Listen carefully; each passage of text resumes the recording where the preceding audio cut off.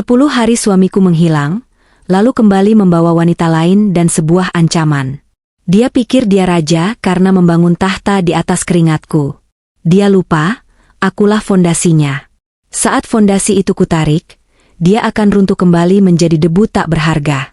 Sebelum ceritanya dimulai, silakan tulis di kolom komentar dari daerah mana saja teman-teman yang menonton cerita ini.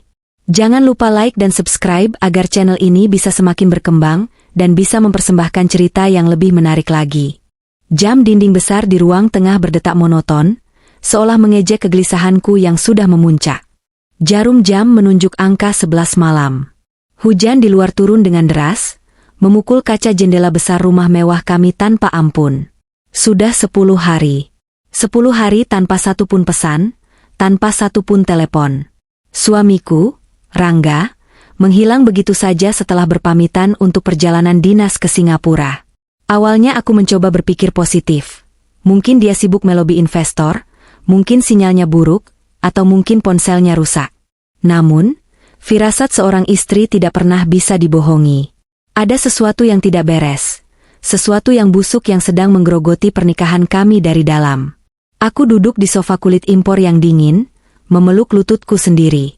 Rumah ini terlalu besar dan terlalu sepi. Setiap sudut ruangan ini adalah saksi bisu perjuangan kami, atau lebih tepatnya, perjuanganku yang kini dilupakan. Tiba-tiba, sorot lampu mobil menembus tirai jendela. Jantungku berdegup kencang, memompa darah hingga ke telinga. Itu mobilnya. Pajero hitam kebanggaannya memasuki halaman. Aku segera berdiri, merapikan daster sutra yang kupaaki, dan berlari kecil menuju pintu utama. Rasa marah, cemas, dan rindu bercampur menjadi satu adonan emosi yang menyakitkan. Aku ingin memeluknya, tapi aku juga ingin menamparnya karena membuatku seperti orang gila selama 10 hari ini. Namun, saat pintu terbuka, senyum lega yang sudah kusiapkan mati seketika di bibirku. Rangga tidak sendiri. Dia berdiri di sana, basah kuyup terkena cipratan hujan, namun wajahnya terlihat segar dan berseri-seri.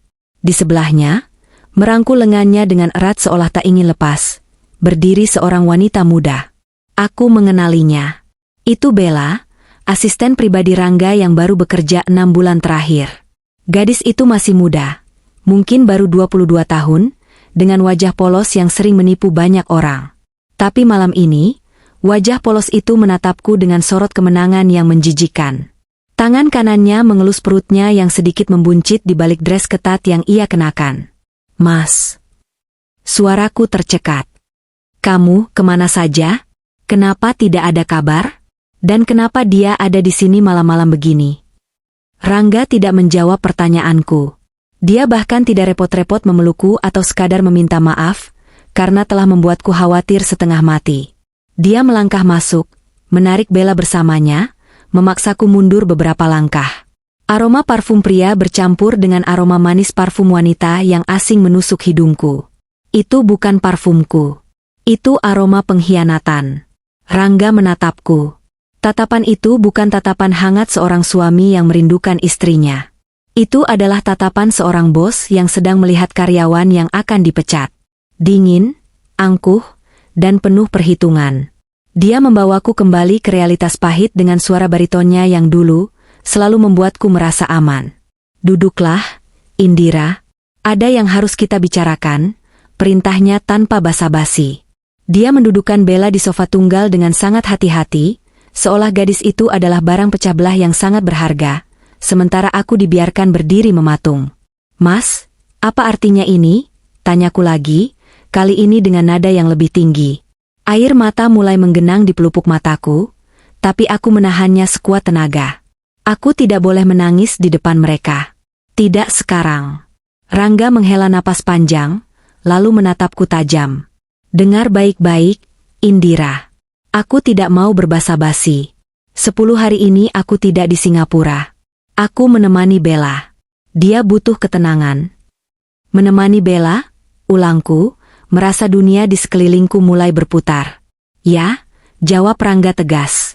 Dia kemudian meletakkan tangannya di atas bahu Bella, meremasnya lembut. "Selamat, Indira. Kamu akan menjadi seorang ibu. Bella hamil. Dia mengandung anakku, pewaris sah darah dagingku. Dunia rasanya runtuh.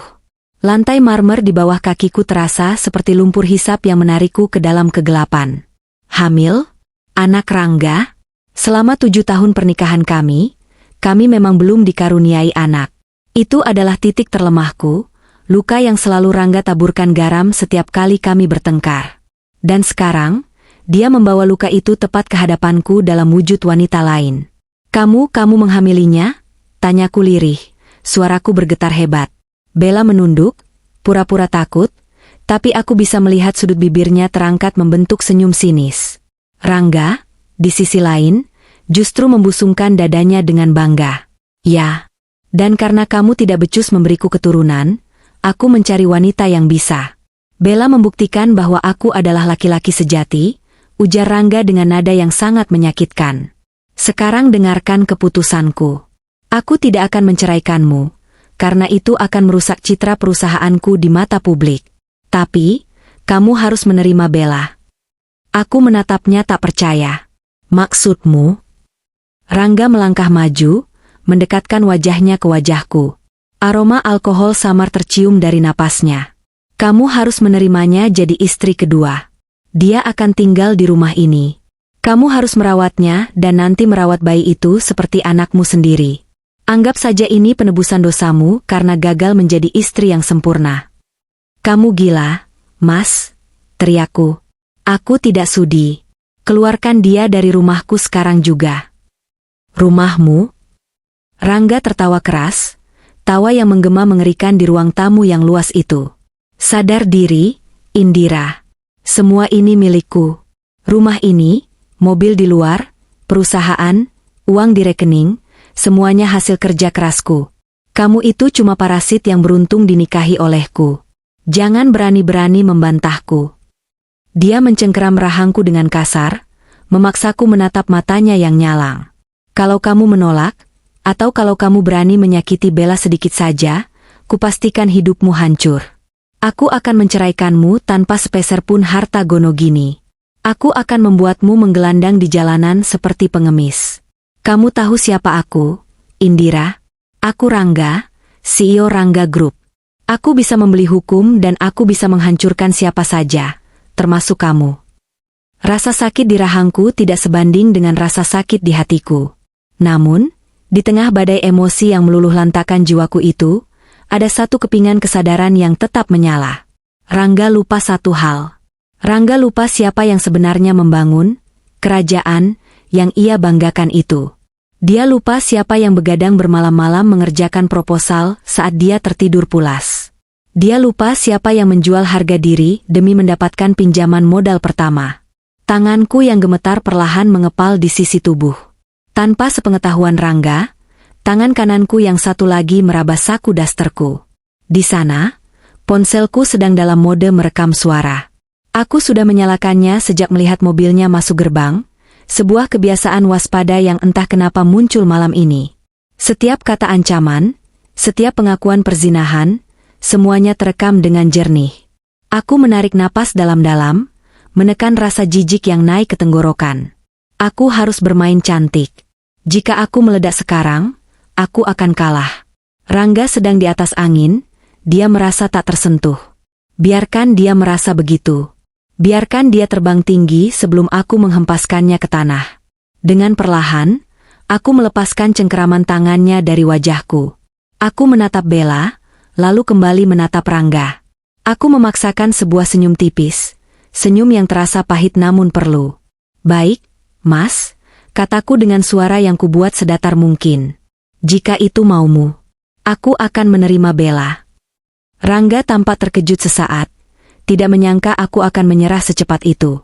Namun, keterkejutan itu segera berganti menjadi senyum kemenangan yang angkuh. Bagus. Aku tahu kamu wanita cerdas, Indira. Kamu tahu di mana posisimu. Kamar tamu di lantai bawah kosong. Bella bisa tidur di sana malam ini, lanjutku, berusaha terdengar patuh.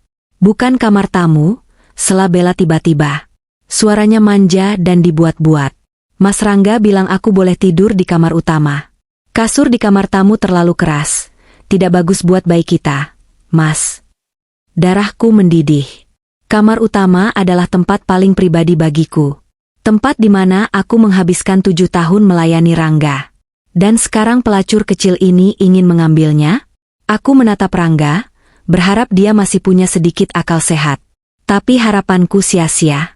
Benar kata Bella, ujar Rangga santai. Mulai malam ini, Bella tidur di kamar utama bersamaku. Kamu pindah ke kamar tamu. Lagi pula, kamu tidak butuh kamar sebesar itu sendirian. Penghinaan ini sudah melampaui batas. Namun, aku mengangguk pelan. Silakan. Ambillah. Dalam hati, aku bersumpah. Nikmatilah selagi bisa, Rangga, Bella. Tidurlah yang nyenyak malam ini. Karena aku pastikan, ini adalah awal dari mimpi buruk kalian yang paling mengerikan. Aku berbalik badan, berjalan menuju kamar tamu dengan langkah gontai yang dibuat-buat, sementara di kepalaku, rencana penghancuran mulai tersusun rapi, bata demi bata. Cahaya matahari pagi menembus celah jendela kamar tamu yang sempit. Aku terbangun dengan rasa pegal di sekujur tubuh, karena kasur yang memang sudah tua dan jarang dipakai. Namun, rasa sakit fisik ini tidak ada apa-apanya dibandingkan ingatan kejadian tadi malam yang langsung menghantam benakku begitu mataku terbuka. Ini bukan mimpi buruk. Ini kenyataan. Suamiku tidur dengan wanita lain di kamar kami, di atas ranjang kami, sementara aku terbuang di rumahku sendiri. Aku duduk di tepi ranjang, menatap pantulan diriku di cermin lemari yang retak. Wajahku sembab, mataku bengkak. Tapi di balik tatapan layu itu, ada api yang mulai membara. Pikiranku melayang mundur, jauh ke masa 10 tahun yang lalu. Masa di mana Rangga Group hanyalah sebuah angan-angan kosong di kepala seorang pemuda ambisius bernama Rangga. Dulu, kami tidak punya apa-apa. Kami tinggal di kontrakan petak yang atapnya bocor setiap kali hujan turun. Rangga saat itu baru saja di-PHK dari pekerjaan lamanya. Dia depresi, putus asa, dan nyaris menyerah. Akulah yang setiap malam memijat punggungnya, memberinya semangat, dan meyakinkannya bahwa dia mampu melakukan hal besar. Indira, aku punya ide bisnis. Tapi kita butuh modal, katanya suatu malam dengan mata berbinar namun putus asa. Bank menolak pengajuanku karena aku tidak punya agunan. Tanpa berpikir 2 kali, aku membuka kotak bludru usang yang kusimpan di bawah tumpukan baju. Di dalamnya ada 1 set perhiasan emas dan berlian peninggalan almarhum ibu. Itu adalah satu-satunya harta berharga yang kumiliki, satu-satunya kenangan fisik dari orang tuaku. Nilainya cukup besar, cukup untuk menyewa ruko kecil dan membeli peralatan kantor sederhana. Jual ini, Mas, kataku saat itu, menyerahkan kotak itu ke tangan Rangga. Rangga menangis. Dia bersujud di kakiku, bersumpah demi Tuhan. Aku janji, Indira. Suatu hari nanti, aku akan mengganti perhiasan ini dengan yang 10 kali lipat lebih mahal. Aku akan menjadikanmu ratu. Kamu tidak akan pernah hidup susah lagi. Kita akan sukses bersama. Janji itu, janji manis yang kini terasa seperti racun. Kami memulai usaha konsultan manajemen dan pengadaan barang. Awalnya sangat sulit. Akulah yang mengerjakan semuanya di balik layar. Aku yang lulusan terbaik manajemen bisnis menyusun sistem operasional, membuat proposal penawaran yang menarik, mengatur arus kas agar kami tidak bangkrut, bahkan aku yang membersihkan kantor karena kami belum mampu membayar office bill. Rangga, tugasnya hanya satu, bertemu klien.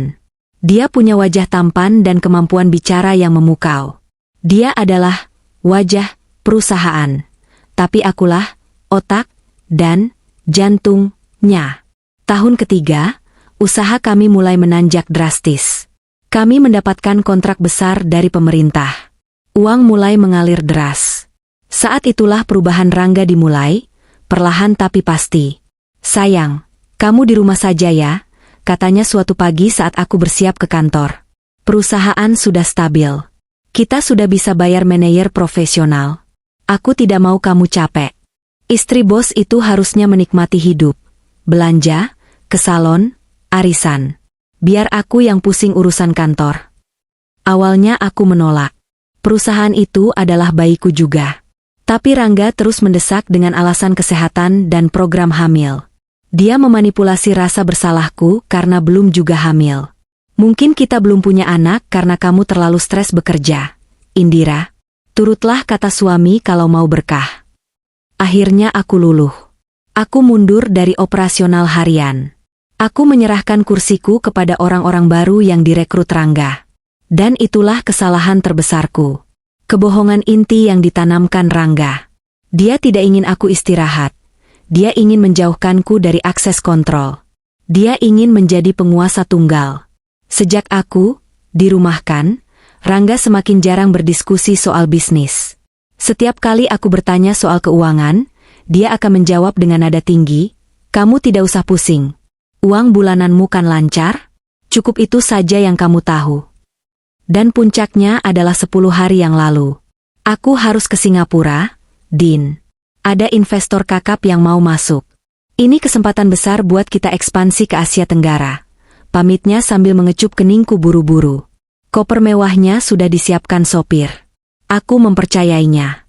Bodohnya aku mempercayainya 100%. Sampai di hari ketiga dia menghilang tanpa kabar, aku mulai panik. Aku menelepon hotel-hotel bintang 5 di Singapura tempat dia biasa menginap. Tidak ada nama Rangga dalam daftar tamu. Aku menelepon rekan bisnisnya di sana, mereka bilang tidak ada jadwal pertemuan dengan Rangga.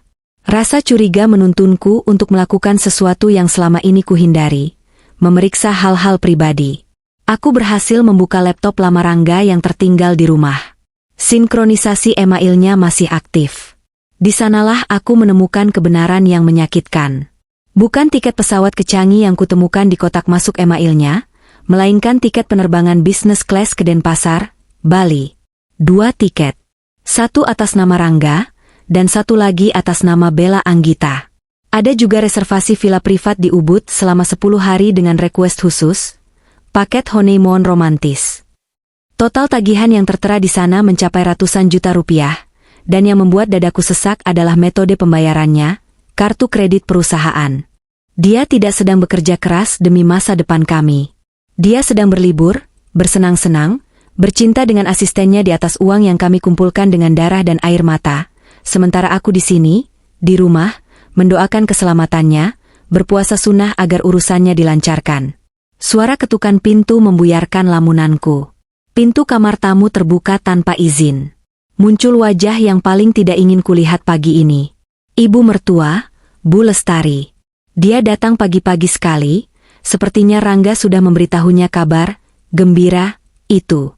Bu Lestari menatapku dengan pandangan meremehkan, pandangan yang sama yang ia berikan selama 7 tahun ini. "Bangun juga kamu, Tuan Putri," sindirnya tajam. Dia melangkah masuk, mengibaskan tangannya seolah udara di sekitar kamar tamu itu bau. "Saya sudah dengar semuanya dari Rangga. Akhirnya, anak saya akan punya keturunan. Untung Rangga pintar cari solusi. Kalau menunggu kamu, sampai kiamat pun keluarga ini tidak akan punya penerus." Tanganku meremas spray. "Ibu setuju Mas Rangga berzina dan membawa perempuan itu ke sini." "Jaga mulutmu," bentak Bu Lestari.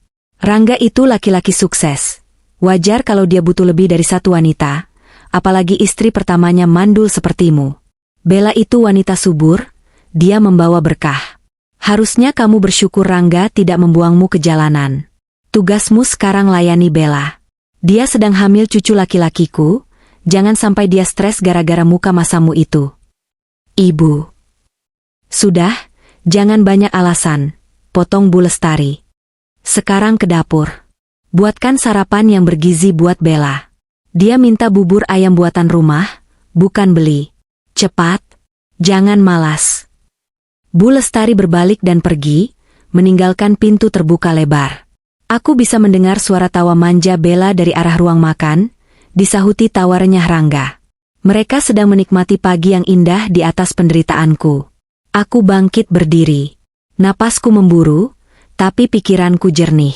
"Baiklah. Kalian ingin aku menjadi pelayan? Akan kulakukan. Kalian ingin aku diam? Aku akan diam." Aku berjalan menuju lemari, mengambil sebuah kotak kecil tersembunyi di balik tumpukan baju musim dingin. Di dalamnya ada sebuah kunci kecil dan sebuah flash disk. Kunci ini adalah kunci brankas rahasia di bank yang berisi dokumen-dokumen asli pendirian perusahaan yang dulu kuselamatkan sebelum Rangga mengambil alih segalanya. Dan flash disk ini berisi backup data yang kusalin dari laptop Rangga sebelum dia pulang.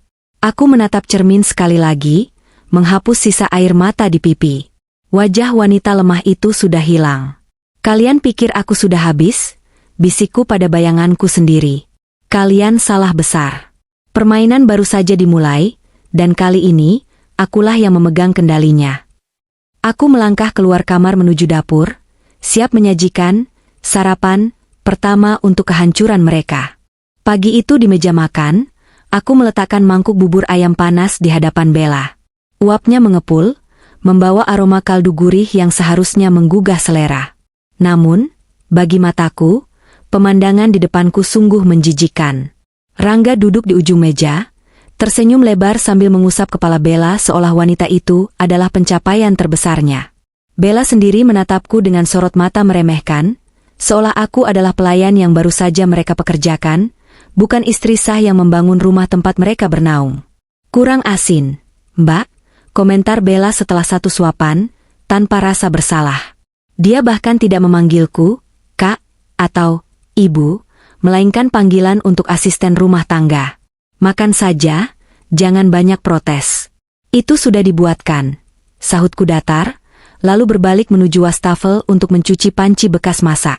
Suara denting sendok dan tawa mereka di belakang punggungku perlahan memudar, digantikan oleh memori yang menarikku mundur ke masa beberapa hari lalu. Masa 10 hari yang penuh ketidakpastian, saat Rangga menghilang. Saat itulah, tanpa sengaja, aku menemukan kunci untuk menghancurkan mereka. Mari kuceritakan apa yang sebenarnya terjadi di hari kelima Rangga menghilang. Saat itu, kecemasanku sudah memuncak. Telepon Rangga mati total. Pesan WhatsApp hanya centang satu. Karena tidak bisa diam di rumah menunggu kabar yang tak pasti, aku memutuskan untuk datang ke kantor pusat Rangga Group. Gedung berlantai 5 di kawasan bisnis elit Jakarta Selatan itu tampak megah dari luar. Kaca-kacanya berkilauan memantulkan cahaya matahari, memancarkan aura kesuksesan. Namun, begitu aku melangkah masuk lobi, atmosfernya terasa aneh. Resepsionis yang biasanya menyapaku dengan ramah kini tampak gugup.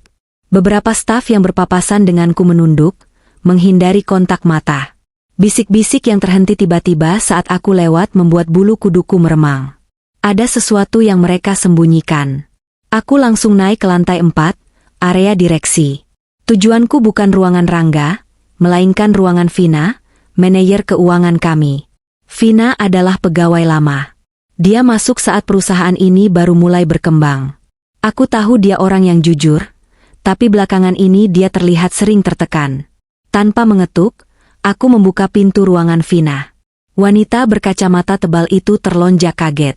Wajahnya pucat pasi saat melihatku.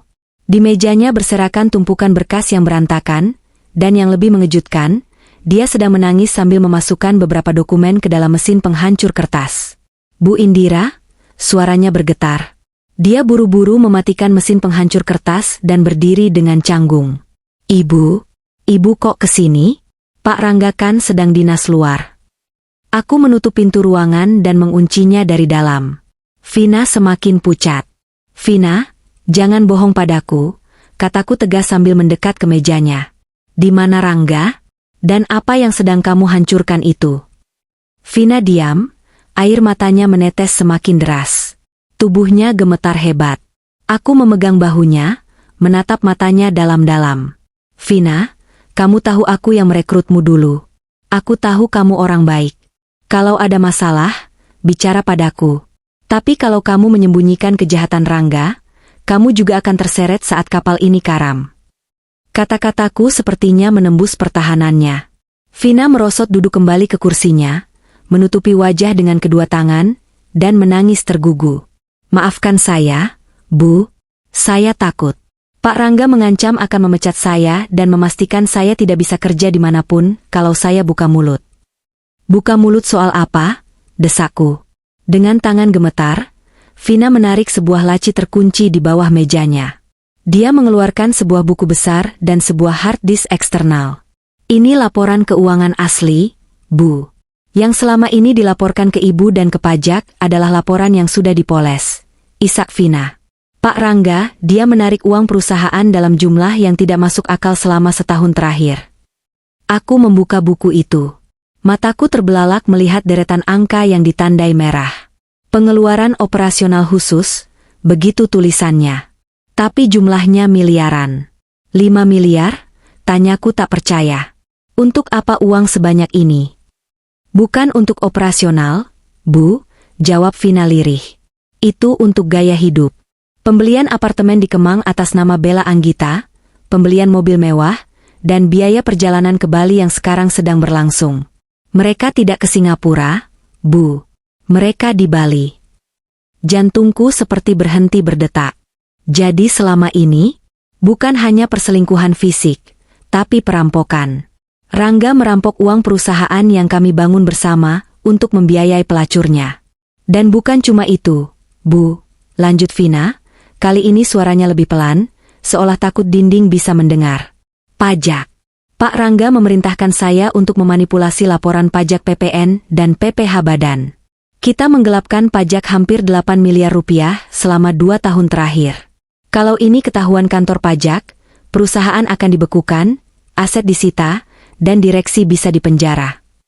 Aku terduduk lemas di kursi tamu. Kehancuran ini lebih parah dari yang kubayangkan. Rangga bukan hanya pengkhianat cinta, dia adalah kriminal. Dia telah menggali kuburannya sendiri. Simpan semua bukti ini, Vina. Jangan dihancurkan, perintahku dingin. Kopi semua data di harddisk ini untukku. Dan mulai sekarang, kamu melapor padaku, bukan Rangga. Kalau kamu mau selamat dari penjara, kamu harus jadi saksiku. Vina mengangguk cepat. Baik, Bu. Saya akan lakukan apa saja asal saya tidak dipenjara. Setelah mengamankan data keuangan, aku keluar dari ruangan Vina dengan pikiran berkecamuk. Namun, langkahku terhenti di depan lemari arsip tua di ruang penyimpanan dokumen legal. Ada satu hal yang tiba-tiba teringat di benakku. Sebuah detail kecil dari masa lalu yang mungkin Rangga lupakan karena kesombongannya. Aku masuk ruang arsip yang berdebu itu. Aku mencari kotak dokumen tahun 2015. Tahun di mana produk unggulan kami, sebuah aplikasi sistem manajemen logistik bernama Logisflow, pertama kali diciptakan. Aplikasi inilah yang menjadi tambang emas Rangga Group. Tanpa aplikasi ini, perusahaan hanyalah cangkang kosong karena klien kami membayar biaya langganan untuk sistem ini. Tanganku meraba map berwarna biru tua yang sudah kusam. Jantungku berdebar saat membukanya. Di sana, tertera sertifikat hak kekayaan intelektual, HAKI, dan paten atas algoritma dasar Logisflow. Aku membaca nama pemilik hak cipta yang tertera di sana. Senyum tipis, senyum yang sangat dingin, terukir di bibirku. Tertulis jelas, pencipta dan pemegang hak cipta, Indira Larasati. Bukan PT Rangga Group. Bukan Rangga Pratama. Tapi aku. Dulu, saat aplikasi ini kubuat, perusahaan kami belum berbadan hukum PT. Rangga saat itu bilang, daftarkan saja atas namamu dulu, sayang. Biar cepat. Nanti kalau PT sudah jadi, kita alihkan. Tapi karena kesibukan dan kemudian aku dipinggirkan dari perusahaan, proses pengalihan hak cipta itu tidak pernah terjadi. Rangga yang merasa dirinya pemilik segalanya pasti lupa bahwa secara hukum, nyawa, perusahaannya ada di tanganku. Aku memeluk map biru itu erat-erat. Ini dia. Ini bukan sekadar bukti. Ini adalah bom nuklir. Dengan dokumen paten ini, aku bisa mematikan server Logisflow kapan saja. Aku bisa menuntut Rangga Group karena menggunakan kekayaan intelektualku tanpa izin resmi tertulis.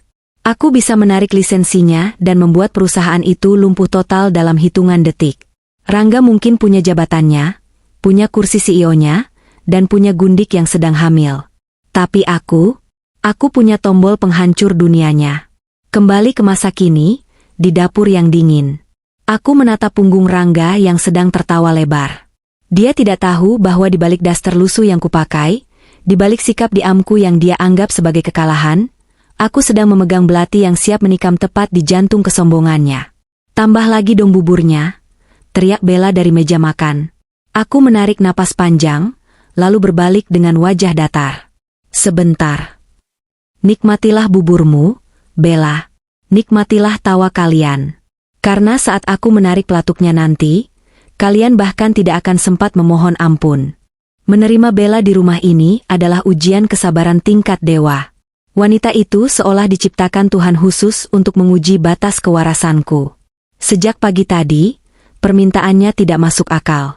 Dia minta mangga muda yang harus dipetik langsung dari pohon tetangga, bukan beli di pasar. Dia minta dipijat kakinya setiap 2 jam karena katanya bengkak, padahal kandungannya masih sangat muda. Dan yang paling menyakitkan, dia meminta semua itu sambil bersandar manja di bahu Rangga. Sementara suamiku itu hanya mengangguk-angguk seperti kerbau dicocok hidung. Sayang, lihat tuh Indira. Adu Bella dengan nada dibuat-buat saat aku membawakan jus jeruk yang dimintanya. Harus dingin tapi tidak boleh pakai es batu. Permintaannya yang absurd. Mukanya cemberut terus. Nanti anak kita jadi jelek loh kalau sering lihat muka masam begitu. Rangga menoleh padaku, matanya menyipit tajam. Dia sedang duduk santai membaca koran bisnis, merasa dirinya raja di istana kecil ini. Indira, senyum sedikit kenapa? Kamu harus ikhlas. Ingat, Bella mengandung pewarisku. Melayani dia sama dengan melayani aku. Jangan sampai aku dengar keluhan. Iya, Mas. Maaf, jawabku pelan, menundukkan kepala. Aku cuma sedikit pusing. Alasan saja, cibir Bu Lestari yang sedang asyik menonton televisi di sofa seberang. Dasar wanita mandul, disuruh kerja sedikit saja mengeluh. Contoh tuh Bella, hamil muda tapi tetap segar dan cantik. Aku hanya diam, meletakkan gelas jus di meja, lalu mundur perlahan. Sikap, kalah, ini adalah bagian terpenting dari rencanaku. Aku harus membuat mereka merasa sangat aman. Musuh yang merasa aman akan lengah. Musuh yang lengah akan membuat kesalahan. Dan kesalahan mereka adalah amunisiku. Siang harinya, aku meminta izin untuk keluar sebentar. Mau kemana? Tanya Rangga curiga saat melihatku sudah rapi dengan pakaian sederhana. Mau belanja kebutuhan dapur, Mas. Stok makanan habis, apalagi Bella makannya banyak. Juga mau ke apotek beli vitamin buat Bella, jawabku, menyisipkan nama Bella agar dia luluh. Rangga mendengus, lalu merogoh dompetnya. Dia melemparkan beberapa lembar uang ratusan ribu ke meja. Bukan kartu kredit unlimitednya, hanya uang tunai recehan. Sana. Jangan lama-lama. Bella nanti butuh teman ngobrol. Aku memungut uang itu tanpa protes. Dalam hati aku tertawa miris. Dulu aku yang mengatur cash flow miliaran rupiah, sekarang aku diperlakukan seperti pengemis yang diberi uang jajan. Tapi tak apa, penghinaan ini akan kubayar lunas. Aku keluar rumah, memanggil taksi online. Tujuanku bukan pasar, dan jelas bukan apotek. Tujuanku adalah sebuah kafe kecil di pinggiran kota yang sepi, tempat aku membuat janji dengan satu-satunya orang yang bisa kupercaya saat ini. Adrian. Adrian adalah pengacara korporat yang brilian. Dia teman kuliahku dulu, dan dia satu-satunya orang yang tahu betapa kerasnya aku bekerja membangun Rangga Group. Dulu dia sempat menaruh hati padaku sebelum aku memilih Rangga, namun persahabatan kami tetap terjalin baik secara profesional. Saat aku masuk ke kafe, Adrian sudah duduk di sudut ruangan yang remang. Dia berdiri saat melihatku, wajahnya menyiratkan kekhawatiran yang mendalam. Indira, sapanya, lalu kami duduk. Kamu terlihat kacau. Ceritakan semuanya. Aku menceritakan semuanya. Tentang Rangga yang menghilang, tentang Bella, tentang kehamilannya, tentang ancaman Rangga, dan tentang pengusiranku dari kamar utama. Tangan Adrian terkepal erat di atas meja, hingga buku-buku jarinya memutih. Rahangnya mengeras menahan amarah. Bajingan, desis Adrian. Dia benar-benar sampah. Kita harus gugat cerai sekarang juga, Indira. Dengan bukti perzinahan ini, kamu bisa menuntut harta Gonogini dan mempidanakan dia. Tidak, Adrian. Cerai saja tidak cukup. Potongku dingin. Aku mengeluarkan flash disk yang kuterima dari Vina, dan map biru berisi dokumen paten. Aku meletakkannya di hadapan Adrian. Aku tidak mau cuma berpisah. Aku mau dia hancur. Aku mau dia kembali ke titik nol, merasakan kemiskinan dan kehinaan yang dia lemparkan ke wajahku. Adrian membuka map itu. Matanya melebar saat melihat sertifikat paten. Dia membaca dengan teliti, lalu beralih ke flash disk. Aku menjelaskan isi data keuangan yang dibocorkan Vina. Perlahan, ekspresi marah di wajah Adrian berubah menjadi senyum tipis. Senyum seorang predator yang melihat mangsa empuk. Indira? Adrian menatapku dengan kekaguman baru. Ini bukan sekadar bukti. Ini eksekusi mati. Dengan data penggelapan pajak ini, dia bisa kena pidana minimal 5 tahun.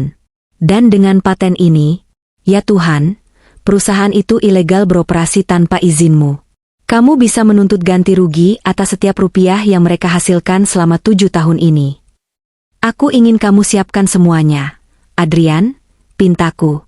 Siapkan gugatan pengalihan aset. Siapkan laporan ke kepolisian untuk penggelapan dana. Dan siapkan surat somasi untuk pelanggaran hak cipta. Tapi jangan bergerak dulu. Kenapa? 2 hari lagi, jawabku. Rangga mau mengadakan pesta besar. Syukuran kehamilan Bella sekaligus merayakan kesuksesan proyek fiktifnya di Singapura.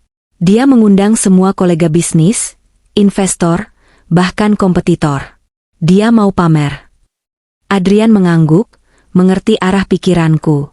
Kamu mau mengeksekusinya di sana? Aku mau menghancurkan mentalnya dulu di depan semua orang yang dia banggakan.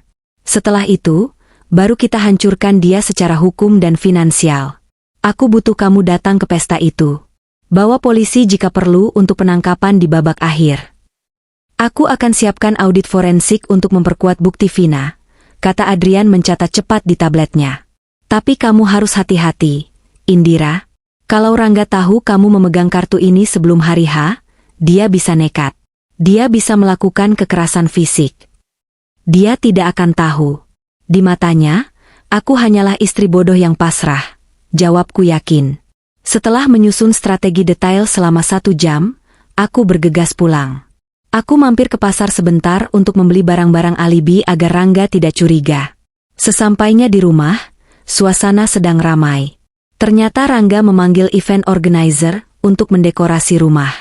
Balon-balon berwarna emas dan biru mulai dipasang. Ada spanduk besar bertuliskan, "Syukuran calon penerus Rangga Group." Hatiku berdesir nyeri melihatnya. Rumahku disulap menjadi panggung perayaan perselingkuhannya. Rangga melihatku datang dan langsung menghampiri. "Lama sekali kamu." Bentaknya pelan agar tidak didengar orang Iyo. "Bella sudah nunggu vitaminnya. Cepat ke kamar." Aku masuk ke kamar utama, yang kini menjadi kamar mereka. Bau aromaterapi lavender yang menyengat memenuhi ruangan. Bella sedang berbaring sambil main handphone. "Ini vitaminnya," kataku meletakkan botol obat di nakas. Mataku sekilas menyapu ruangan. Di meja rias, aku melihat laptop Rangga terbuka. Ini kesempatanku. "Mbak, tolong ambilin air hangat dong. Aku mau minum obat," pinta Bella manja tanpa menoleh. "Sebentar ya," kataku. Begitu Bella kembali fokus ke layar ponselnya, dan Rangga masih sibuk di luar dengan orang Iyo, aku dengan cepat menancapkan sebuah drive kecil ke port USB belakang laptop Rangga. Bukan untuk mengambil data, tapi untuk menanam spiwar sederhana yang dikirimkan tim IT Adrian tadi. Dengan ini, kami bisa mengakses kamera laptop dan mikrofonnya dari jarak jauh. Aku juga bisa menyalin bukti percakapan WhatsApp webnya. "Mana airnya?" tanya Bella, mulai tidak sabar. "Iya, ini mau diambil," jawabku tenang, mencabut drive itu dengan kecepatan tangan yang sudah kulatih di taksi tadi, lalu berjalan keluar kamar. Malam itu, saat makan malam, Rangga dengan berapi-api menceritakan rencana pestanya.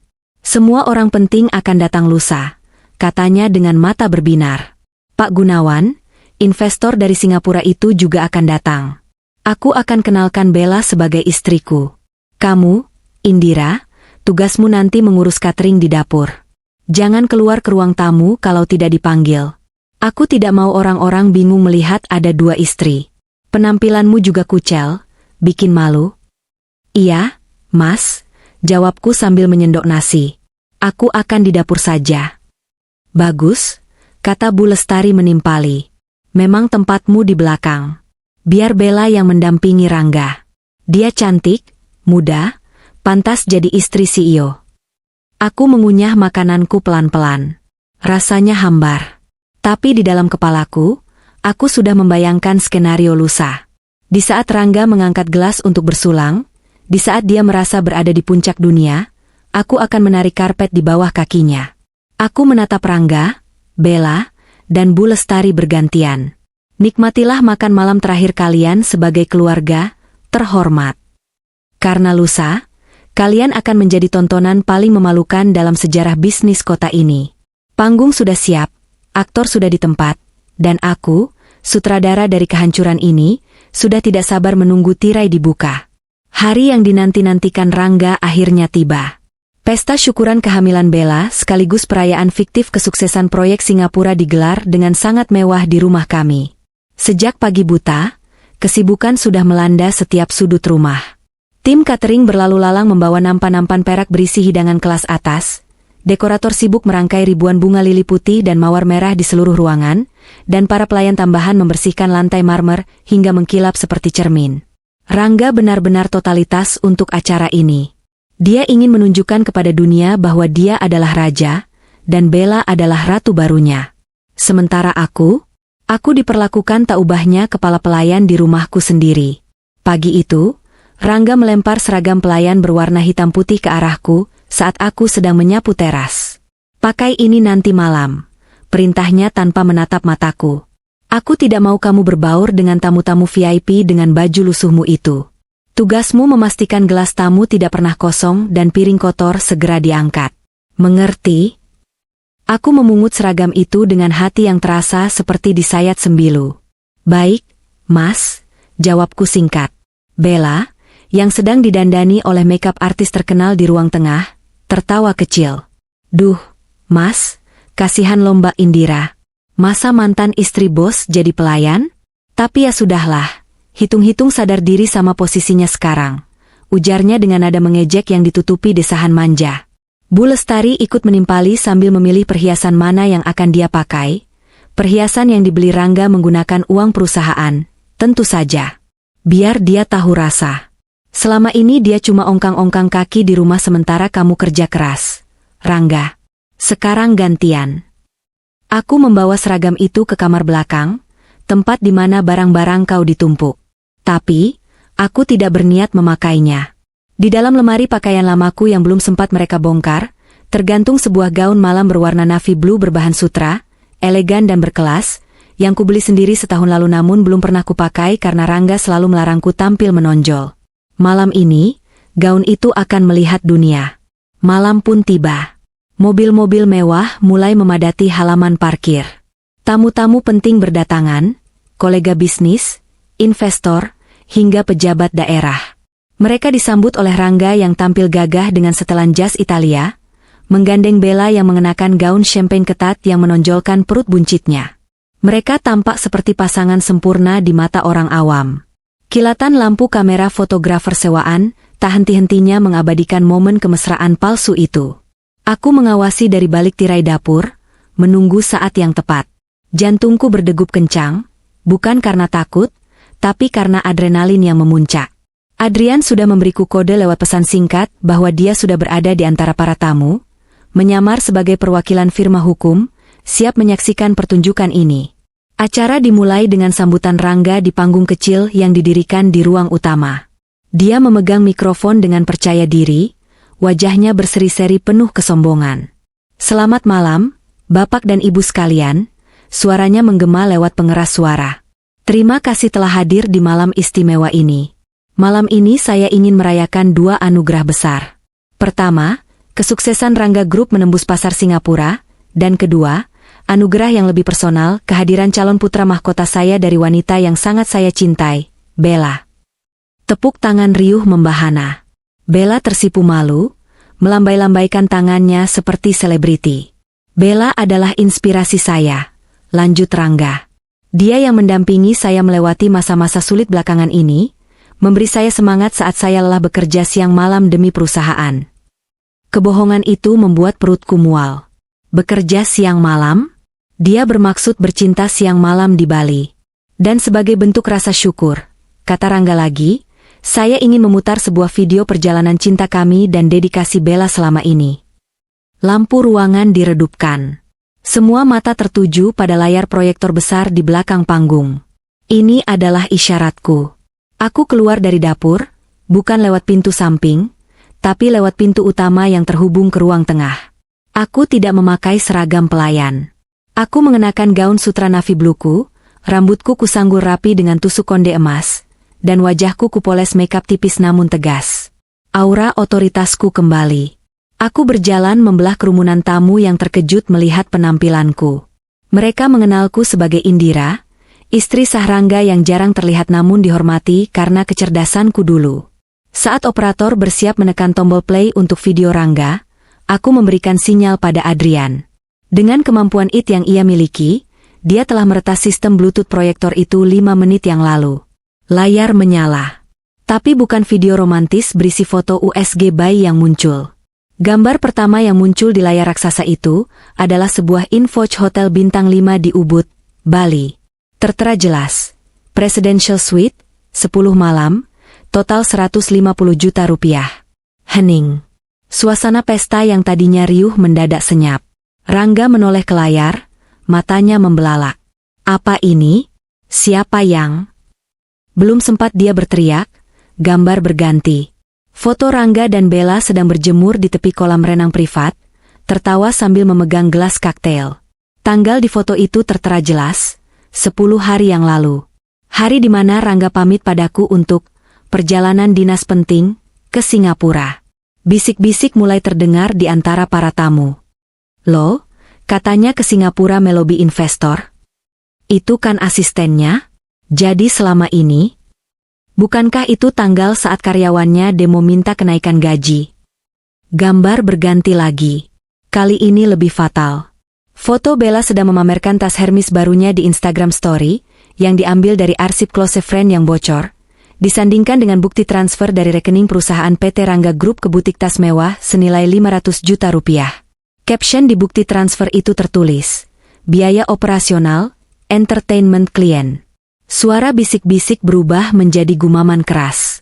Istri-istri pejabat dan kolega bisnis menatap Bella dengan pandangan jijik.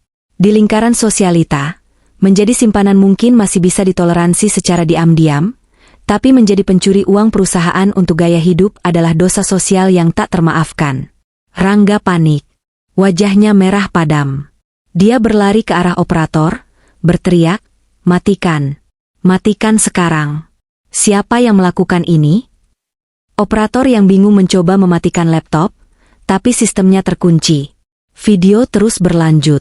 Sekarang muncul rekaman CCTV kantor, rekaman yang kudapat dari tim keamanan yang setia padaku. Terlihat Rangga dan Bella sedang bermesraan di ruang rapat, tepat di depan logo perusahaan, sementara di meja tergeletak tumpukan dokumen pajak yang diabaikan. "Cukup!" teriak Rangga. Dia menarik kabel proyektor hingga putus. Layar mati, menyisakan keheningan yang mencekam. Saat itulah aku melangkah maju ke dekat panggung. Cahaya lampu sorot yang belum dimatikan kini menerpaku. Semua mata tertuju padaku. Aku berdiri tegak, menatap Rangga yang napasnya memburu seperti banteng terluka. "Selamat malam semuanya." Sapaku tenang, suaraku terdengar jelas di keheningan itu meski tanpa mikrofon. "Maaf atas gangguan teknisnya. Sepertinya ada kesalahan dalam materi presentasi suami saya." "Indira, masuk ke kamar," bentak Rangga, urat lehernya menonjol. Dia mencoba mendekatiku, tapi tatapan tajamku menghentikan langkahnya. "Aku punya kado untukmu, Mas. Dan untuk Bella," kataku sambil tersenyum manis. Aku mengangkat sebuah kotak kado berpita merah yang sejak tadi kusembunyikan di balik punggungku. Aku menyerahkan kotak itu pada Bella yang kini berdiri gemetar di samping Rangga. "Buka, Bel. Ini untuk calon anakmu. Semoga dia tidak mewarisi sifat bapak ibunya." Dengan tangan gemetar, Bella membuka kotak itu. Dia berharap isinya perhiasan atau uang tutup mulut. Tapi saat dia menarik isinya, wajahnya pucat pasi. Itu bukan perlengkapan bayi. Itu adalah tumpukan surat. Surat panggilan pemeriksaan pajak atas dugaan penggelapan pajak badan senilai 8 miliar rupiah. Dan di bawahnya, ada surat somasi dari bank atas kredit macet perusahaan yang dialihkan untuk pembelian aset pribadi. "Apa ini?" desis Rangga, merebut kertas itu dari tangan Bella. Itu realitas, Mas, jawabku dingin. Kamu sibuk membangun citra sukses di atas pasir. Kamu pikir kamu bisa membohongi semua orang di ruangan ini? Kamu bilang kamu sukses di Singapura?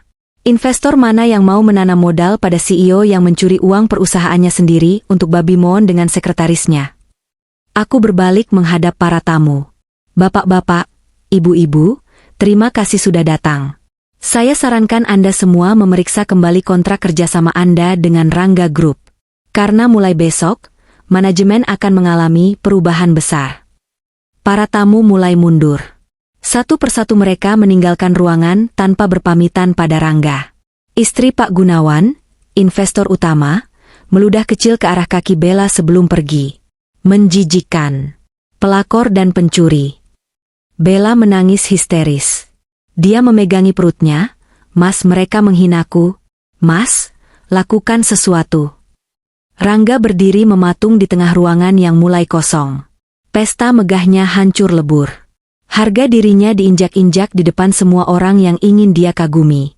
Dia menatapku dengan kebencian yang menyala-nyala, tapi aku melihat ketakutan di matanya. Ketakutan akan kebenaran yang baru saja terungkap. Kau akan membayar ini, Indira, geramnya rendah. Kau pikir kau menang? Besok pagi, kau keluar dari perusahaan. Aku akan memecatmu, menghapus namamu dari segalanya. Aku masih pemegang saham mayoritas. Aku tertawa kecil, tawa yang benar-benar lepas. Silakan dicoba, Mas. Sampai ketemu besok di kantor. Jangan lupa bawa obat darah tinggimu. Aku berbalik dan berjalan menaiki tangga dengan anggun, meninggalkan mereka di tengah puing-puing pesta yang berantakan, diiringi tangisan Bella dan omelan Bu Lestari yang tak tahu harus menyalahkan siapa. Malam ini, serangan psikologisku berhasil sempurna. Tapi besok, aku akan memberikan serangan yang sesungguhnya. Serangan yang akan membuat mereka tidak hanya kehilangan muka, tapi kehilangan segalanya. Pagi harinya, suasana rumah terasa seperti makam. Dingin, sunyi, dan mencekam. Rangga sudah berangkat ke kantor pagi-pagi sekali, bahkan sebelum matahari terbit. Aku tahu dia pasti sedang panik, mencoba menutupi lubang-lubang kebohongan yang kemarin kubongkar, mencoba memecat orang-orang yang dia curigai membocorkan data, dan yang pasti, menyusun surat pemecatanku. Aku menikmati sarapan dengan tenang, kali ini tanpa perlu melayani siapapun karena Bella masih terkurung di kamar, mungkin depresi atau takut keluar. Bu Lestari duduk di pojok ruang makan, menatapku tajam tapi tidak berani bicara. Keberaniannya kemarin malam luntur setelah melihat betapa mudahnya aku mempermalukan putranya di depan umum. Pukul 9 pagi, aku berangkat. Bukan dengan taksi, tapi dijemput oleh mobil hitam mengkilap milik Adrian. Siap untuk babak terakhir? Tanya Adrian saat aku masuk ke mobil. Di kursi belakang, duduk Vina. Wajahnya tegang, tapi matanya memancarkan tekad. Dia tahu, satu-satunya cara menyelamatkan dirinya adalah dengan membantuku menghancurkan Rangga. Sangat siap, jawabku. Kami tiba di gedung Rangga Group. Suasana kantor terasa chaos. Karyawan berbisik-bisik, telepon berdering tanpa henti, mungkin dari vendor dan klien yang panik mendengar rumor dari pesta semalam. Aku berjalan tegak melewati lobi, diapit oleh Adrian dan 2 asisten hukumnya yang membawa koper dokumen. Satpam yang biasanya menghalangiku kini membungkuk hormat. Bingung tapi segan melihat aura dominasi yang kupancarkan. Kami langsung menuju ruang rapat utama di lantai 4. Pintu kaca itu tidak tertutup rapat. Dari dalam terdengar suara teriakan Rangga. Saya tidak peduli. Pecat Vina. Pecat Indira. Blokir akses mereka ke gedung ini. Dan kamu, bilang ke investor kalau video semalam itu deepfake, itu editan AI buatan musuh bisnis kita. Aku mendorong pintu hingga terbuka lebar. Selamat pagi, Mas Rangga. Sibuk sekali sepertinya. Rangga menoleh. Wajahnya kusut, matanya merah kurang tidur, kemejanya berantakan.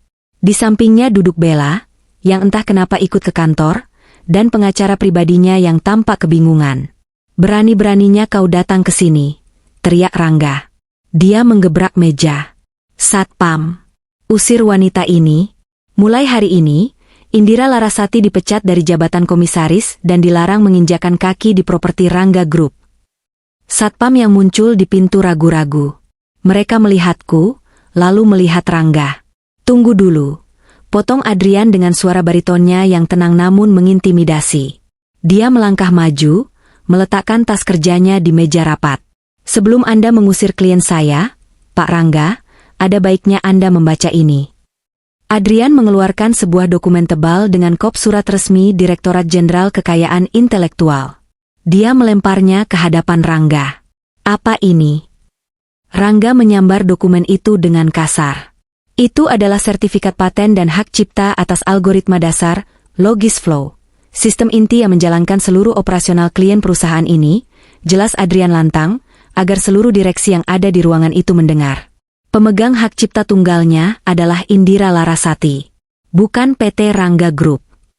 Rangga terdiam. Dia membolak-balik halaman itu dengan tangan gemetar. Wajahnya yang merah perlahan berubah menjadi pucat pasi. Ini tidak mungkin. Ini aset perusahaan." "Salah, salah aku. Dulu kau yang bilang, daftarkan atas namamu dulu biar cepat. Kau lupa mengalihkannya, Rangga. Atau mungkin kau terlalu sibuk berselingkuh hingga lupa bahwa nyawa perusahaanmu ada di tanganku." Aku melangkah mendekati meja, menatap matanya lekat-lekat. "Dan hari ini, aku secara resmi mencabut lisensi penggunaan Logisflow oleh PT Rangga Group. Aku melarang sistem ini dipakai untuk tujuan komersial mulai detik ini." "Kamu tidak bisa melakukan itu," jerit Bella, yang meski bodoh soal bisnis, tahu bahwa ini adalah ancaman serius. "Kalau sistem mati, perusahaan dapat uang dari mana?" "Tepat sekali, Bella," jawabku sambil tersenyum miring. "Tanpa Logisflow, perusahaan ini cuma gedung sewaan dan tumpukan kertas. Valuasinya nol." Rangga terduduk lemas di kursinya. Dia tahu persis implikasinya. Klien-klien besar mereka membayar biaya langganan bulanan untuk sistem itu. Jika sistem ditarik, klien akan menuntut ganti rugi miliaran rupiah karena wan prestasi. Perusahaan akan bangkrut dalam hitungan hari. "Indira?" Suara Rangga berubah, dari bentakan menjadi rintihan putus asa. "Jangan lakukan ini. Ini perusahaan kita. Kita bangun ini dari nol. Kalau kamu hancurkan ini, kamu juga tidak dapat apa-apa." "Aku tidak butuh uang dari perusahaan kotor ini, Mas," jawabku. "Aku bisa membuat perusahaan baru besok pagi dengan sistemku sendiri. Tapi kamu cuma punya cangkangnya." Adrian kembali mengeluarkan dokumen lain. "Dan belum selesai, Pak Rangga. Ini adalah hasil audit forensik yang dilakukan berdasarkan kesaksian Ibu Vina." Vina maju selangkah. Dia tidak berani menatap Rangga, tapi dia menyerahkan bundel bukti transaksi ke meja. Di sini tertera bukti transfer penggelapan dana pajak sebesar 8 miliar rupiah, dan penggunaan dana perusahaan untuk kepentingan pribadi senilai 5 miliar rupiah, lanjut Adrian. "Kami sudah menyerahkan salinan bukti ini ke Polda Metro Jaya dan kantor pajak 1 jam yang lalu." "Vina, kau pengkhianat," raung Rangga, hendak melempar gelas ke arah Vina. Tapi Adrian dengan sigap menahan tangan Rangga. "Jangan tambah pasal penganiayaan, Pak Rangga," ancam Adrian dingin. Rangga ambruk kembali ke kursinya. Dia melihat sekeliling ruangan. Para direksi lain menatapnya dengan pandangan menuduh. Pengacara pribadinya bahkan sudah membereskan berkas. Bersiap mundur karena tahu kasus ini tidak bisa dimenangkan. "Asetmu akan disita untuk membayar utang pajak dan ganti rugi klien," kataku, memberikan pukulan terakhir. "Rumah mewah itu, mobil-mobilmu, villa di Bali, semuanya akan habis. Kamu akan kembali ke titik nol, Mas. Sama seperti saat aku memungutmu dari kontrakan bocor 10 tahun lalu. Bedanya, kali ini tidak ada aku yang akan membantumu bangkit." "Indira, tolong." Rangga mulai menangis. Air mata buaya yang sudah tidak mempan bagiku. Dia mencoba meraih tanganku. "Aku suamimu. Bella tidak berarti apa-apa. Aku hilaf." Aku menepis tangannya dengan kasar. Rasa jijik merambati kulitku. Suamiku sudah mati 10 hari yang lalu saat dia memilih tidur dengan wanita lain. Yang di hadapanku sekarang cuma seorang kriminal bangkrut. Tiba-tiba, suara sirine mobil polisi terdengar dari bawah, meraung-raung mendekati lobi gedung. Wajah Rangga berubah menjadi topeng ketakutan murni. Dia berlari ke jendela, melihat ke bawah. 2 mobil patroli sudah parkir di depan lobi. Mereka datang menjemputmu, Mas, bisikku di telinganya. Selamat menikmati buah hasil perbuatanmu. Bella menjerit histeris dan pingsan di lantai. Rangga gemetar hebat, kakinya tak mampu menopang tubuhnya. Istana pasir yang dia bangun dengan kesombongan dan kebohongan, kini runtuh ketika diterjang ombak kebenaran yang kubawa. Dan aku berdiri di sana, di tengah puing-puing kehancurannya, merasa lebih hidup dari sebelumnya. Suara derap langkah sepatu bot berat menggema di lorong lantai 4, beradu dengan detak jantung Rangga yang kian tak beraturan. Keheningan di ruang rapat direksi berubah menjadi ketegangan yang mencekik. Rangga, yang beberapa menit lalu masih mencoba mempertahankan sisa-sisa harga dirinya dengan teriakan dan ancaman, kini menyusut di kursinya. Wajahnya pucat pasi, seputih kertas laporan keuangan yang baru saja membongkar kejahatannya. 3 orang petugas kepolisian berseragam lengkap, didampingi 2 penyidik berpakaian preman, muncul di ambang pintu. Mereka tampak kontras dengan kemewahan interior kantor ini, kemewahan yang dibeli dengan uang haram. Saudara Rangga Pratama, tanya salah satu penyidik dengan nada tegas, tanpa basa-basi. Rangga tidak menjawab. Bibirnya bergetar, tapi tidak ada suara yang keluar. Dia menoleh ke arahku, matanya memancarkan permohonan yang menyedihkan. Tolong aku, Indira. Begitulah kira-kira arti tatapannya. Namun, aku hanya membalasnya dengan tatapan dingin, sedingin es batu. Waktu untuk menolongnya sudah habis 10 hari yang lalu, saat dia memutuskan untuk menginjak-injak pernikahanku demi nafsu sesaat. Kami membawa surat perintah penangkapan atas dugaan penggelapan pajak, penipuan korporasi, dan pemalsuan dokumen keuangan. Lanjut penyidik itu sambil menunjukkan selembar kertas berkop kepolisian. Saudara harap kooperatif dan ikut kami ke kantor untuk pemeriksaan lebih lanjut. Ini salah paham, Pak. Rangga akhirnya bersuara, cicitannya terdengar seperti tikus yang terpojok. Dia berdiri dengan lutut gemetar. Saya CEO di sini. Saya bisa jelaskan. Ini konspirasi istri saya. Jelaskan saja di kantor polisi, potong petugas itu. Dengan sigap, salah satu polisi mengeluarkan borgol perak yang berkilau ditimpa lampu neon ruangan. Suara klik saat logam dingin itu mengunci pergelangan tangan Rangga terdengar sangat keras di ruangan yang sunyi itu. Itu adalah suara paling merdu yang pernah kudengar selama 10 hari terakhir. Rangga, pria yang dulu begitu gagah, yang selalu membanggakan jam tangan Rolex mahalnya, kini mengenakan gelang besi yang menandakan kehancurannya. Indira, jangan diam saja, teriak Rangga saat polisi mulai menyeretnya keluar. Cabut laporanmu. Aku suamimu. Kalau aku di penjara, kamu juga malu. Perusahaan ini hancur. Aku berjalan mendekatinya, memotong jalur mereka sebentar. Aku menatap matanya dalam jarak dekat. Malu? Aku sudah kenyang makan malu saat kau membawa gundikmu ke rumahku. Rangga, perusahaan ini hancur bukan karena aku lapor polisi, tapi karena keserakahanmu sendiri. Nikmatilah hotel Prodeo barumu. Kudengar kasurnya lebih keras daripada kasur kamar tamu yang kau suruh aku tempati. Polisi membawa Rangga keluar. Aku, Adrian, dan Vina mengikuti dari belakang. Pemandangan di lobi kantor sungguh epik. Ratusan karyawan yang penasaran sudah berkumpul. Mereka membentuk lorong manusia, menyaksikan bos arogan mereka digiring seperti maling ayam. Bisik-bisik, tatapan sinis, bahkan beberapa sorakan kecil terdengar dari para staf yang selama ini sering dimaki-maki Rangga. Rangga menunduk dalam-dalam, berusaha menyembunyikan wajahnya dari kamera ponsel karyawan yang merekam kejadian itu. Ini adalah hukuman sosial pertamanya. Walk of Shame. Dia yang gila hormat, kini menjadi tontonan hina. Setelah mobil polisi membawa Rangga pergi, dan ambulans membawa Bella yang siuman namun histeris untuk diperiksa sebentar sebelum dipulangkan, aku menoleh pada Adrian. Urusan di sini sudah selesai. Sekarang, aku harus membersihkan sampah di rumah, kataku. Perlu ditemani? Tanya Adrian. Tidak. Ini urusan pribadi. Aku ingin menikmati momen mengusir mereka dengan tanganku sendiri.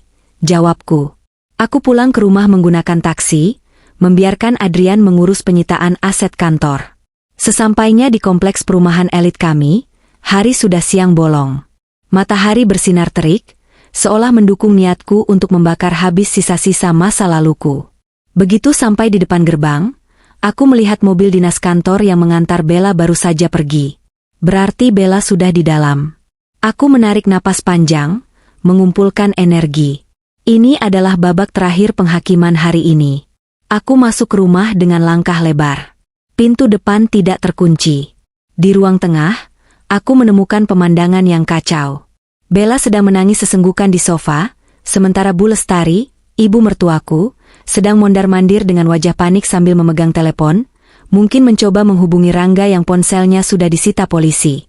"Indira," seru Bu Lestari saat melihatku. Dia langsung berlari menghampiriku, mencengkeram lenganku. "Apa yang terjadi? Kenapa HP Rangga tidak aktif? Kenapa Bella pulang sambil nangis-nangis bilang Rangga ditangkap? Kamu apakan suamimu?" "Hah?" Aku menepis tangan Bu Lestari dengan kasar. "Suamiku? Dia bukan suamiku lagi, Bu. Dia tahanan negara." "Kurang ajar kamu." Bu Lestari hendak menamparku, tapi aku menangkap pergelangan tangannya di udara. Aku mencengkeramnya kuat, menyalurkan semua sakit hati yang kupendam selama 7 tahun dihina oleh wanita tua ini. "Jangan pernah sentuh aku lagi," desisku tajam. Aku menghempaskan tangannya. "Dan jangan berteriak di rumahku." "Rumahmu? Ini rumah anakku," bentak Bu Lestari, meski kini ada ketakutan di matanya. "Bukan. Ini rumahku," jawabku tenang. Aku mengeluarkan sertifikat rumah dari tasku, dokumen yang juga sudah kuamankan di brankas pribadiku sejak lama. Karena tanah ini dibeli dengan uang warisan orang tuaku, meski bangunannya direnovasi pakai uang bersama. Tanah ini atas namaku. Dan karena Rangga sudah terbukti melakukan tindak pidana pencucian uang, semua aset yang ada jejak uangnya akan disita, kecuali aset yang bisa kubuktikan milik pribadiku. Jadi, secara teknis, kalian sedang menumpang di rumahku. Aku beralih menatap Bella yang masih sesenggukan. "Dan kamu, Nona Assistant, berhenti menangis. Simpan air matamu untuk nanti, karena kamu akan sangat membutuhkannya. Sekarang, berdiri." Bella menatapku dengan mata bengkak. "Mbak, tolong, aku hamil." "Aku tidak peduli," potongku. "Kalian punya waktu 30 menit. Kemasi barang-barang kalian. Hanya pakaian. Jangan bawa satupun perhiasan, tas bermerek, atau barang elektronik yang dibeli pakai uang Rangga. Itu semua barang bukti polisi. Kalau kalian nekat bawa, aku akan laporkan kalian sebagai pencuri aset sitaan." "Kamu mengusir kami?" Bu Lestari terbelalak, seolah tidak percaya aku punya nyali sebesar itu. "Di mana hati nuranimu, Indira? Aku ini ibumu. Bella ini sedang hamil cucumu. Hati nuraniku sudah mati, dibunuh oleh kesombongan kalian," jawabku datar. Aku melirik jam tangan. Waktu berjalan. 29 menit lagi. Kalau kalian belum keluar, aku akan minta satpam kompleks dan warga untuk menyeret kalian. Bu Lestari menjerit marah, memaki-maki dengan bahasa kotor yang tidak pantas diucapkan seorang ibu. Namun, dia sadar aku tidak main-main. Dengan terpaksa, dia dan Bella berlari ke kamar, mulai melempar baju-baju ke dalam koper. Aku menunggu di teras depan. Tetangga kiri kanan mulai keluar pagar, penasaran dengan keributan di rumah kami. Ini bagus. Semakin banyak saksi, semakin sempurna penghukuman sosial ini. Bu Siska, tetangga sebelah yang terkenal ratu gosip, mendekat ke pagar. "Bu Indira, ada apa kok ribut-ribut? Tadi ada polisi juga di kantor Pak Rangga katanya." Aku tersenyum tipis pada Bu Siska. "Iya, Bu. Rangga ditangkap karena korupsi dan selingkuh. Sekarang saya sedang membersihkan rumah dari parasit." Mata Bu Siska membulat sempurna.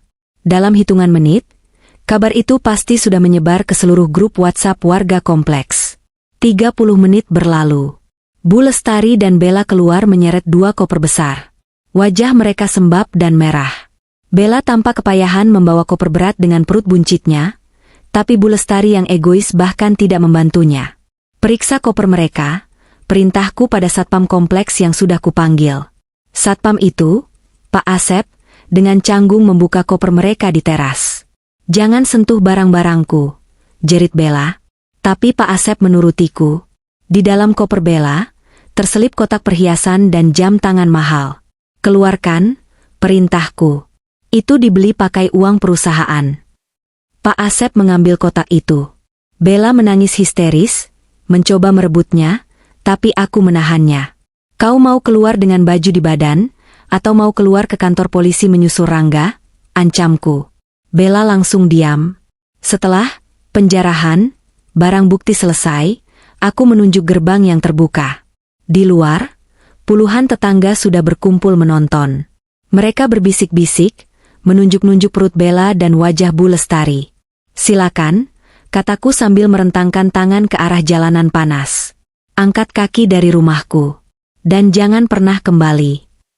Indira, ibu tidak punya tempat tinggal." Bu Lestari tiba-tiba merendah, mencoba memelas. "Rumah kontrakan ibu sudah habis masa sewanya. Kami mau tinggal di mana?"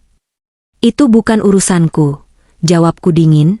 "Mintalah pertolongan pada Tuhan, kalau dia masih mau mendengar doa orang-orang zalim seperti kalian. Atau mungkin, jual saja harga diri kalian seperti yang biasa kalian lakukan.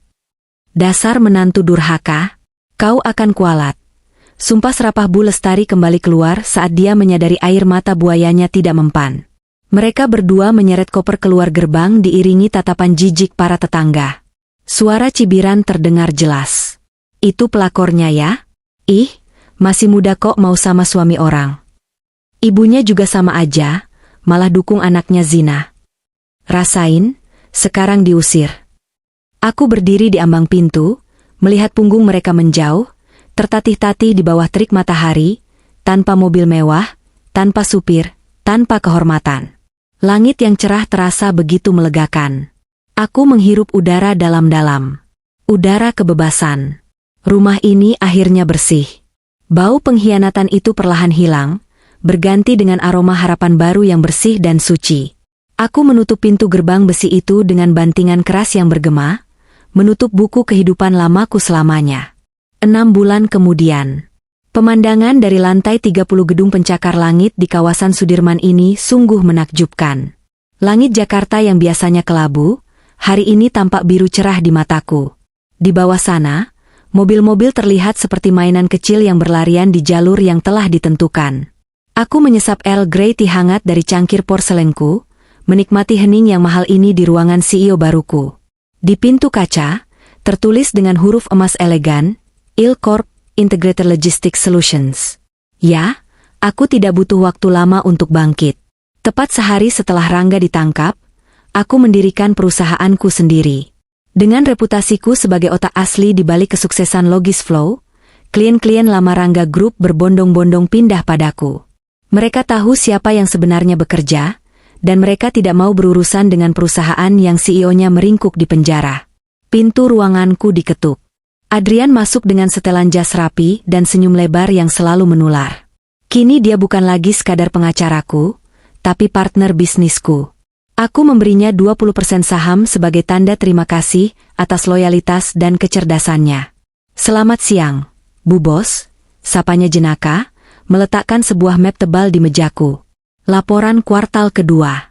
Keuntungan kita naik 200% dibanding bulan lalu. Sistem baru yang kamu kembangkan jauh lebih efisien daripada Logisflow versi lama." Aku tersenyum, membuka map itu sekilas. Angka-angkanya cantik. Jauh lebih cantik daripada angka-angka yang dulu dimanipulasi Rangga. "Terima kasih, Adrian. Tanpa bantuanmu, aku mungkin masih meratapi nasib di kamar tamu yang pengap itu," ujarku tulus. "Kamu terlalu merendah, Indira. Kamu singa betina yang tidur. Aku cuma yang membangunkanmu." Adrian duduk di kursi depan mejaku. Wajahnya kemudian berubah sedikit serius. "Omong-omong, ada kabar terbaru dari masa lalu?" Aku meletakkan cangkir tehku. "Oh, ceritakan." "Sidang vonis Rangga baru saja selesai tadi pagi," kata Adrian. "Berapa tahun?" 8 tahun penjara. Plus denda 10 miliar subsidiar 2 tahun kurungan. Semua aset yang disita negara tidak cukup untuk membayar utang pajak dan ganti rugi klien, jadi dia dinyatakan pilot total. Dia benar-benar kembali ke nol, Indira, bahkan minus. Aku mengangguk pelan. Tidak ada rasa sedih, tidak ada rasa senang yang berlebihan. Hanya rasa lega, seperti sebuah buku yang akhirnya selesai dibaca dan ditutup. 8 tahun, waktu yang cukup lama untuk merenungi kesombongannya. Dan ada berita tambahan, lanjut Adrian, ragu sejenak sebelum melanjutkan. Soal Bella dan Bu Lestari. Bagaimana nasib mereka? Menyedihkan. Aku dapat info dari salah satu staf kita yang tinggal di daerah pinggiran Jakarta Timur. Katanya, Bella sekarang tinggal di peta kontrakan kumuh dekat Pasar Induk. Bayinya sudah lahir, laki-laki. Tapi karena Bella tidak punya ijazah dan track recordnya buruk, namanya sudah di blacklist di banyak perusahaan karena kasus ini, dia sekarang jualan nasi uduk di pinggir jalan sambil gendong bayi. Aku membayangkan Bella, wanita yang dulu merengek minta mangga muda petik langsung dan tidak mau minum air es, kini harus berkutat dengan asap kompor dan debu jalanan. Bu Lestari? Tanyaku. Itu lebih parah. Dia kena stroke ringan sebulan lalu, mungkin karena stres hidup susah. Dia tidak bisa jalan, cuma bisa berbaring di kasur tipis di kontrakan sempit itu. Bella yang harus mengurusnya sambil jualan. Tetangga bilang mereka sering bertengkar, saling menyalahkan. Bella menyalahkan ibumu karena mendukungnya jadi pelakor, ibumu menyalahkan Bella karena tidak becus menggoda laki-laki kaya lain. Karma. Kata itu berdenging di telingaku.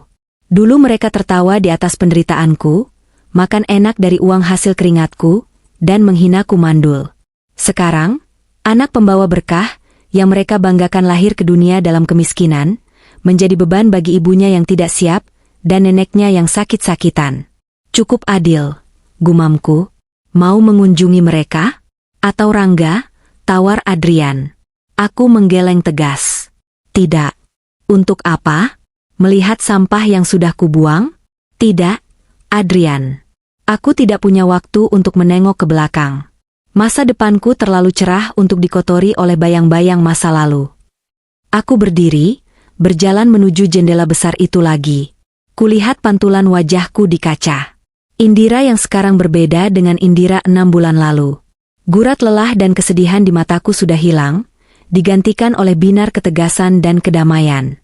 Aku cantik, aku kaya, aku sukses, dan yang paling penting, aku bebas. Adrian, siapkan ruang rapat, kataku sambil berbalik, senyum percaya diri mengembang di bibirku. Kita punya proyek akuisisi baru yang harus dibahas. Dunia tidak akan menunggu kita. Adrian tersenyum, mengangguk hormat, dan keluar ruangan.